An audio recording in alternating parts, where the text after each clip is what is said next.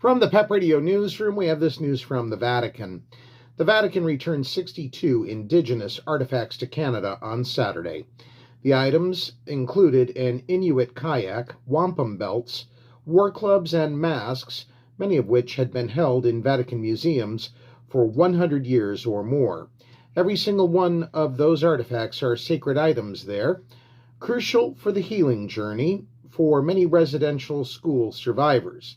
Bobby Cameron, chief of the Federation of Sovereign Indigenous Nations in Saskatchewan, told Canadian public broadcaster CBC earlier this year. The Vatican handed the artifacts to the Canadian Conference of Catholic Bishops, who met with Pope Leo XIV in the Vatican.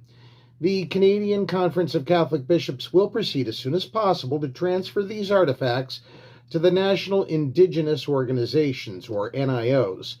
The NIOs will then ensure that the artifacts are reunited with their communities of origin, the Canadian bishops said in a statement.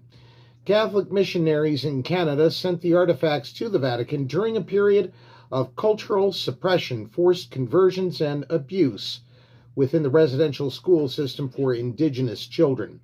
The Inuit kayak was one of 100,000 items sent from around the world to Rome for the 1925 Vatican Missionary Exhibition held by Pope Pius XI. Other items were sent even earlier, like the wampum that was donated to Pope Gregory XVI in 1831.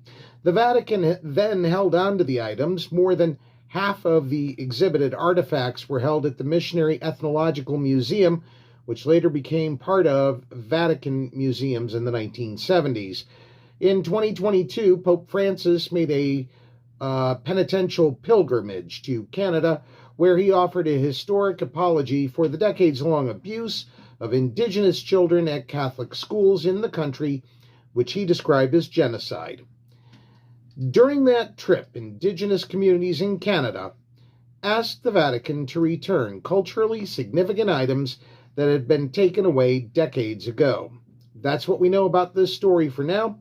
Reporting from the PEP Radio Studios, I'm David Moore.